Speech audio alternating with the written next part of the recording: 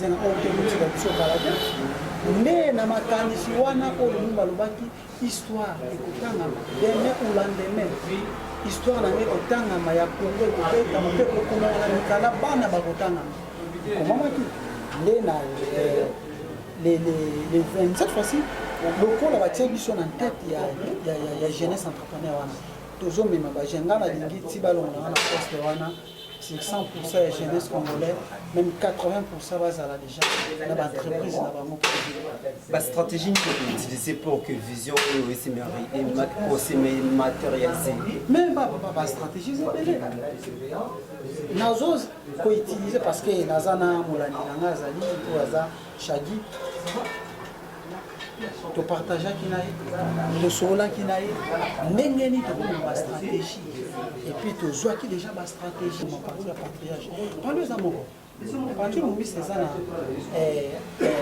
na boulevard Lumumba numéro 105 quartier des Marais. Donc Baming Baloba na référence na pesa na débonam pour ma parti Zawana. Antoine disait na tila biso na parti comment a nommé bon parce que les journalistes ont par-ci par-là il y a une administration administration par une administration alors il y a évité les gens qui va nommer DG na DGA les lots en absence il y a DG pour DGA à ça l'intérêt il faut ordonnance monsieur ordonnance monsieur parce que banoué bon a DG banoué bon ordonnance DG et DGA les lots en absence définitive il y a DG pour DGA à ça l'intérêt mais ça il faut ordonnance monsieur Bima d'office DGA à ça l'intérim si ba la nomination et d'ailleurs biso la nomination te biso fait un congrès biso ti congrès au sala mandé OK biso on a parlé aux amis qui na secrétaire chef du parti Watika biso Antoine Gizé na Fuji abimaki na congrès il y a le 22 août 1964 donc parmi créami ndé abimi na ba membre na bureau politique ba membre bureau politique na nyonso OK atika lié moko na pouvoir na yé incarnation ya pouvoir na yé à congrès parce que congrès na parti lui signifié et ça organe suprême.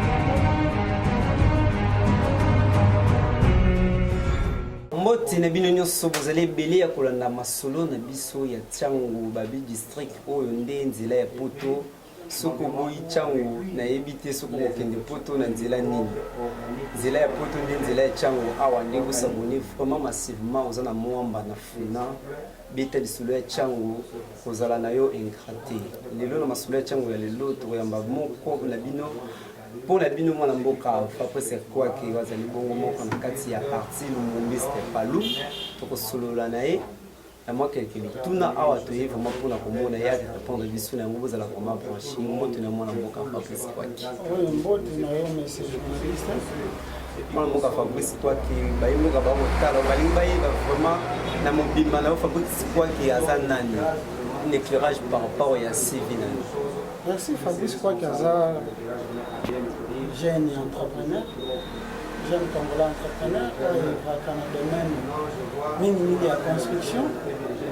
Fabrice quoi qui a mon corps militant et à partir du ministre unifié. Et puis cadre cordon il y a jeune entrepreneur, artiste artisanat, à partir du ministre unifié. Donc c'est ça Fabrice quoi qui a. Fabrice quoi qui est tout le 60e anniversaire et moi Mboka Patrice Emery Lumumba notre patriarche. Mais le ce qui veut bien définir ces grands hommes Patrice Emery Lumumba pour qui définir comment. Bon, Patrice Emery Lumumba est un héros national, le premier héros national. Mboka na biso Congo, amemela biso indépendant na mboka abundaki aza père de l'indépendant. on bazalaki accompagné na ba patriarche Antoine Kizenga na ba Polo na ba Okito et puis bazalaki belé au biso na palu partout le ministre unifié par tout célébrer bango parce que bango nde baza ba misisa ya donc baza moko oyo biso indépendant na ba collaborateur na ye bazalaki na bango. Oui, moi, je suis Patrice Emery Lumumba, qui abundi na ba collaborateur na ye pour l'intérêt ya République démocratique du Congo. Est-ce que le moi na moka Patrice Emery Lumumba soki lelo yo eti ya siku est-ce que vous allez fier na kota la République démocratique du Congo? Bon. Na koloba na question na yo posé wana soki vous allez fier pourquoi oui. Vous allez fier parce que na série wana na 60 Patrice Emery Lumumba bazalaka ye moko ntango mosusu bacollaborateur nde bazalaka mokie si semi balo misato akufaka na bango mais lelo balobungu bakomi ebele ngai oyo nazoba liboso naza Lumumba naza jeune lumumbiste révolutionnaire donc nabotami na nsima Patrice Emery Lumumba ozala fier parce que biso balumumba tokomi ebele fier nango wana biso balumumba tokomi ebele na kati ya Congo. Et c'est ça, on a la fière, Kouti Balumumba comme belé, puis à Kobeke, sorti Balumumba, oh, les lots basés belé, sur Bazaka, Nangaïtan, on chantait au Bandana 63. Et nous chantait déjà pendant qu'à l'épi, Balingaba, mon mari qui est en dessous. La Belge, Balingaba, mon mari. C'est ça. Alors, qui histoire de la République démocratique du Congo et na ba génération ezali koya est-ce que histoire en haut ici bandaki déjà kokomama to il faut tous les sous génération mosusu ekoya pour que et comment histoire maintenant on a le benga na zalo monde c'est-à-dire histoire est comment les lots n'ont pas histoire il y a le monde les lots n'ont pas histoire il y a le monde banda na 59 ndenge ya bandai kobunda na ba Belge po oyo indépendant Congo ndenge akendaki na table ronde ndenge aorganisaki gouvernement Lumumba premier tout gouvernement c'était le gouvernement Lumumba ezaki gouvernement Lumumba ndenge bazwaki initiative que voilà ndenge tovandi ba compatriote na ngai soki ndonga naza te voilà mboka kotambola boye et puis bato na ye wana batikala te patriarche Kizenga oyo tomotika biso kala te nde na makanisi wana oyo Lumumba alobaki histoire ekotangama demain ou lendemain histoire na ngai ekotangama ya Congo ekobetama mpe kokomama na mikala bana bakotangama komamaki nde na le 22 août 1964, à partir du moment où il par lui Créamaki, par rapport à l'histoire, l'histoire des partis de Créamaki, des lobbies sont fouillés. Là, na kati école ya parti ministre pour na liboso na soki lelo na linguiste na makasi parce que na zana kati école linguiste na zana école linguiste na jeune linguiste je suis fier de moi parce que je suis linguiste. Batubelo azuluba les pays ils ont toujours colonisé. Est-ce que Togo Kolbaï et Patrice Emery Lumumba réussira qu'il a mission naïe? Mais oui, bien sûr, après 80 ans il y a colonisation. Le Patrice Emery Lumumba a une décision pour indépendant et d'ailleurs à l'Obaki tozwi indépendant oyo na makasi na biso na volonté na bino ba Belgique na makasi na biso d'ailleurs toyebi biso nyonso partout ezalaka toaki kopesa wana à gauche abongi na droite donc c'est ça mais asalaki abundaki mpona kozwa indépendant ya mboka aréussir yango lelo wana tokomi libre lelo tokomi libre na ntango ya flamand yo komona moto lokola nga congolais oyo babelge bande kofinga naleka na télévision obe na monde mpona loba non esimba te il faut belge mo azala wana loba bino bakoenclave bino quelque part eza kaka mpo babelge baloba ezala mpona biso te mais lelo liberté epesami nga na ye na lobi nga nazwi telefone nabengi nga nasali na créer société oyo acréer parti politique oyo acréer parti politique na ntango wana na ntango babelge parti politique ezalaka te parti politique ezalaka na colonisation après avoir ondima kopesa indépendant des belges azwaki ndimisa koyebisa bacongolais kende voilà bokende bosala baparti na bino bosala baparti na bino après avoir kosala baparti na bino bokenda bamapona ndoko na mokonzi na bino bolingi de première après esalamaki oyo Antoine oyo pardon oyo emeri patrice lumumba abimaki premier ministre et puis abimaki na majorité parlementaire et puis Kassavou abimaki président de la république gouvernement na bango ezalaki na bato ebele bazalaki oyo patriarche Antoine Gizenga azalaki patriarche Antoine Gizenga azalaki vice premier ministre ezalaki patriarche Antoine Gizenga na kati ya gouvernement na monde donc c'est-à-dire indépendant de epesamaki yango gouvernement congolais et puis bacongolais bakotaki na kati ya gouvernement osoka indépendance epesamaka te nde patrice emengi alinga ozala ministre te premier ministre te et puis lokola Kasavubu alinga ozala président te Antoine Gizenga alinga azala ministre te et puis les autres polo tout conso balinga bazala ministre te. Donc c'est ça. Après des années, le premier ministre, le ministre Wabrio va lancer bongo aux qui on appelle la monnaie qui vient, qui on est belé, lancement de travaux et mémorial et à partir de mairie le monde. Après des années, il va lancer travaux pour un mémorial. Sentiment dans les années qui. Mais merci le gouvernement parce que va reconnaître qu'il y a un héros national, à perdre l'indépendance. Donc, ça l'enga makasi, nous sommes fiers de ça aussi parce que les lots héros national na biso azala bongo batombola ye na bango ya likolo eza esengo na mboka na biso. C'est ça, c'est esengo vraiment. Les deux parties communistes, la partie El Mayo, la partie Willy Makiachi. Par rapport à Yelo Kouana, on sait que les parties communistes sont ceux qui l'ont vraiment à cause de la guerre, les gens il y a partie. El Makiachi, El Mayo, non, parce que par les Amoko, et divisable et Kabouamate, partie communiste est unifiée par nous, et ça n'a pas structure. Et parti le ça unifié par en sigle et ça n'a pas chef du parti secrétaire général chef du parti Antoine Gizenga article la mission 5 documents de base plus la décision à Yemoko secrétaire général chef du parti donc en dehors il y a biloko wana eza lelo monsieur Bansamaki eza statut règlement intérieur catéchisme des militants eza si je ne me trompe pas la décision est au chef du parti et puis eza na règlement intérieur oyo yemoko Antoine Gizenga atikela biso donc en dehors il y a 6 documents wana eza na document monsieur Bansamaki et puis article biso na kati ya structure. Ok, actif biso na kata ba structure. Maintenant on dit El Mayo, El Makiachi, on parle des amants, on les a ba individu moko bo ba linga ki ba sala rébellion na kata parti. Batie ba wana ka congrès outro sala ma dernièrement awa le 22 août puis le 27 août 2021.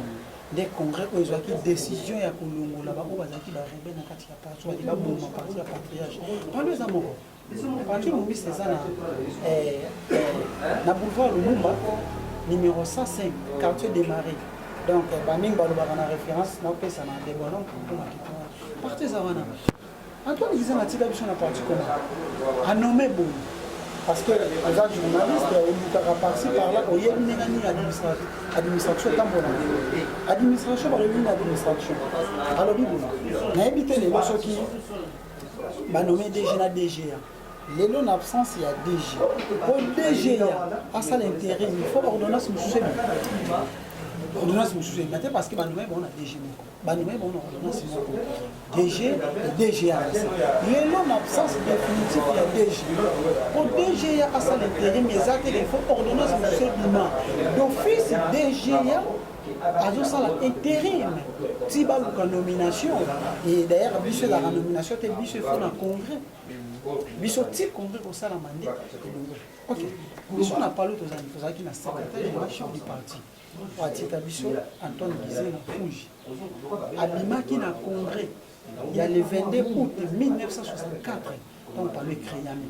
nde abimi na bamembre na ye ya bureau politique bamembre ya bureau politique na nyonso bakufi ok atikali ye moko na pouvoir na ye incarnation ya pouvoir na ye ya congrès parce que congrès na parti lomimisa unifie eza organe suprême eza na ndenge eza likolo ya congrès te aza organe suprême ye nde aza likolo ya nyonso ye na desidaka lelo congrès nde desidaka lelo oyo azolungwa lelo azotia oyo cercle congrès eza na motu te ke adesidaka après Antoine Gizenga na pouvoir na ye a nommé secrétaire permanent et porte-parole Louis Gizenga a été beaucoup fatigué tant a nommé bango yoka a nommé bango secrétaire permanent et porte-parole du parti le ministre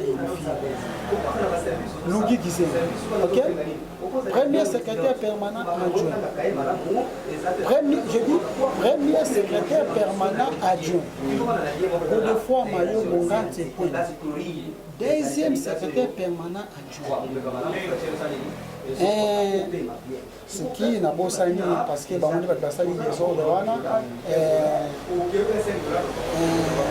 Ngabou Sylvain Chumba. Troisième secrétaire permanent adjoint. A nommé Kabouba, quatrième secrétaire permanent adjoint. A nommé Bantawa, a nommé Aurélie, a nommé Tina, sixième secrétaire permanent adjoint. Célestin Goma, on est là comme porte-parole, il y a parti. Comme il est le secrétaire permanent et porte-parole, il y a parti de Missa Unifie. Dis-moi alors, monsieur, l'absence, il y a secrétaire permanent et porte-parole, il y a parti. L'absence, il y a l'absence, il y a aux journalistes, c'est parce que ma vie est premier secrétaire permanent. L'absence de secrétaire permanent, le secrétaire permanent pour la partie, Ezalaki, c'est le premier secrétaire permanent adjoint, c'est Godefroid Mayo Bonga Tsekwe. Directement, il y a des bateaux, il y a commandement, il y a congrès, il y a organisé parce que le secrétaire général du parti Azate, on a organisé pour les pieds à qui déjà. C'est secrétaire permanent porte-parole, nous qui disaient à Koufi, et puis l'absence n'a eu. D'office, nous avons organisé pour le premier secrétaire permanent de Godefroid Mayo Bonga Tsekwe. Mais, Nathan, on a écouté le boulot, pourquoi Nathan, on a écouté des ordres, pourquoi tant que secrétaire permanent nous doit faire tant que Patrick Jean-Pierre disait directement d'office il y a remplacé et ça statutaire à quand d'empêchement définitif il y a secrétaire général du parti secrétaire permanent pour porte-parole on doit pas commandement comme même na Congo l'absence d'office dans le premier secrétaire deuxième c'est ça on les a des choses après on parle aux amis dans la forme et puis congrès salamaki déjà comme si vous défendre secrétaire général du parti et puis la Sinaï, Agrantinaï, Ida Kidima, Nzumba. On est beaucoup ma partie, on a secrétaire permanent porte-parole pour animer Célestin Ngoma Matiti et puis Balandinaïe, Bazawana Banissé, Mifia, on a Banissus Bazawana, pour besoin de ma partie, mais ça ne fait pas. Congrès et Salimaki, Baloui, Palo, Zara, Moko, Wana Malanga, Mona Moka, Fabrice Boaké, Mona Moka, les Loza, Bungu, Kato, Nakatia Palou, Nakatia Palou, Nengneba, la charge Oyozui, Umba Oyozui, Nakatia Palou, vision des alumni pour la jeunesse. Merci pour la parole, voilà, c'est une belle parole. Question, pardon. Alors vous allez trouver quelque chose.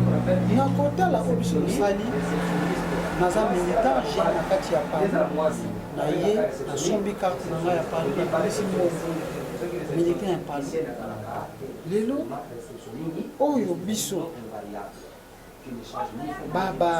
électeur statutaire donc bakotaki na sala congrès parce que palo ezana baélecteur statutaire eza baprocès oyo tobengaka baprocès bazali tozana bachef de section tozana bachef de section tozana baprocès tozana chef de cellule bango nde bazalaki baélecteur statutaire toza bamembre niveau politique bango nde bazalaki baélecteur statutaire bakoti na kati ya congrès bavote odefoi mayoko secrétaire général chef du parti bavote mama ida nzumba ida bavote comme secrétaire général adjoint ya parti ministre unifié kozonga na bango ifale basala banomination bandi banome secrétaire permanent porte-parole ya parti Célestin Mbomba Matiti banome adjoint na ye anise mifi epi banome nyonso na nsima baye kotala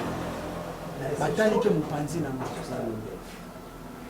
banome ngai comme na kati ya coordination ya Ligue des jeunes comme superviseur national en charge des jeunes entrepreneurs, artistes et artisanats. Et à partir du moment où ça a unifié.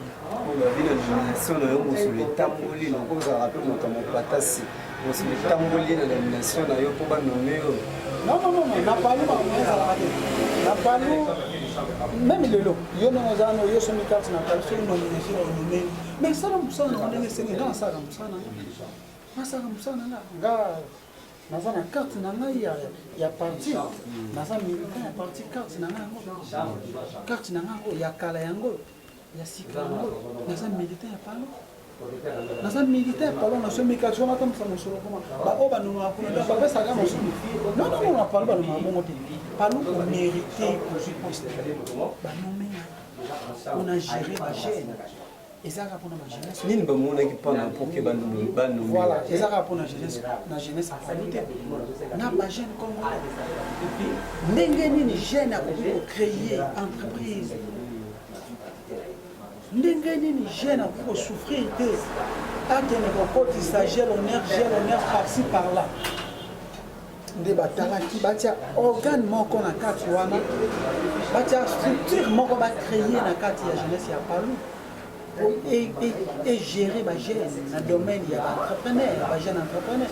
Mais les jeunes donc baponinga tokosala ndenge longomani po ba jeune congolais ba créer ba entreprise po ba kende ko senga kaka te bakoma ba mandia par-ci par-là te ba koma ba jeune honneur par-ci par-là to créer faire tout ça quand même ba jeune kwado bazali ba sala ka misala mama ya kwado ba cordonnier ba coiffeur bazali et puis ba jeune po bazo créer lelo bazali ndenge biso et na zaka initiative ya ko créer société ya groupe immobilier de la rénovation du Congo G Construction.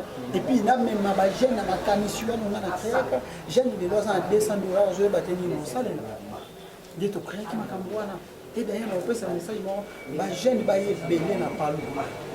Les jeunes qui ont belé dans Palou parce que Palou est créé structure wana, il y a des jeunes entrepreneurs. Ils ont dirigé et pas il y a un serviteur dans la ville.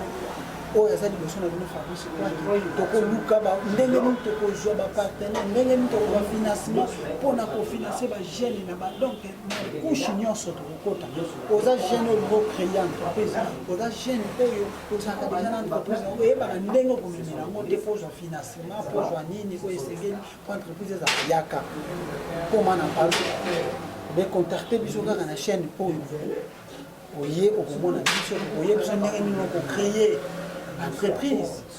Ils ont un secrétaire général au défense à Kanisa qui est plus de mémoire dans la jeune union sur le Congo. Ils ont un palouté. Congo Mobima, 26 provinces. Togo.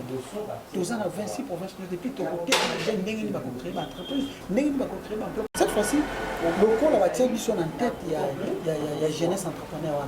Tous les mêmes jeunes dans la ligne Tibalon dans la poste de c'est 100% de jeunesse congolaise, même 80% bazala déjà dans l'entreprise. La stratégie que vous utilisez pour que vision se matérialiser. Même pas stratégie, c'est belé. Nous avons utilisé parce que nous avons Chagi. To partager qui naïe, to sola qui naïe, n'engeni to ma stratégie. Et puis to zoa qui déjà ma stratégie. Na mon andisanga chagi. To zoa qui ma stratégie, n'engeni to m'engager. To comme m'engager selon vision na bango. totuni vision na eza nini non ngai na domaine ya boye tozwi domaine na wana totraite yango na bureau stratégique na biso donc tokotraite domaine na bureau stratégique mais kopesa biso dimension nini tokomisa yo soki tokomi tomoni ke ntango mosusu moyen ezangaka yo tokoluka ndenge nini partout tokozwaka moyen mpo topesa yo domaine na yo wana ematana oza moto okataka suki jeune akataka suki jeune equador oza jeune musicien oza jeune artiste peintre ou consort sorte nyonso ya baartiste musicien groupe théâtral décorateur partout jeune entrepreneur ocréer entreprise na yo moko boye oyebaka ndenge kodéveloppe yango yaka na partir na mosali tokolakisa yo dimension nini epuis tokopesa yo financement ekomema entreprise na yo na esika oyo nango bale tokopesa na mayele ya administrative et puis financièrement pour entreprise qui c'est ça stratégie ça simple ya kaka jeune biso ya opesa stratégie. Lelo jeunesse congolaise eza bongo abandonné à la merci ya bapoliticien tozomona ndenge kani bajeune lelo ndenge bazali kotambola ndenge lelo tomoni bafaire bombe bajeune baza vraiment abandonné initiative moko ya malamu oyo otie vraiment na kati ya parti ministre félicitation na yo na initiative tout le bilan na ville province ya Kinshasa moi na kapasi kwa kiza na ville province ya Kinshasa ndio mzota la ville province ya Kinshasa teke congolais oyo zali okumona monene. Merci pour la parole, merci pour la question. Tu vois biso ba kinois eloko ezanga biso eza esprit créativité. Merci beaucoup de comme biso na suka bozalaki bilia kwa na biso ya bilikio suka tembaki bongo pour la bien mwana mboka papa sikwa kiwaza libongo moko na kati ya parti le ministre Palu okindinga ni ase ko répondre na kati ko répondre na mituna na biso nyonso to tunaki soki bosepelaki ni mission bopesa merci na HK wazalaki na pour la réalisation boyoki mwana mboka Fabrice quoi qu'il y a assez pour bien la ligne bois pour adhérer na kati ya parti na liste aux agents nani oyozali yaka ko s'adhérer yo moko okoye ba pe ko découvrir nini oyo yo babombi pona yo ezalaki ngai ya bio platini sabisa le célèbre de la représentation qui met en zambie ro na tukutani na prochaine.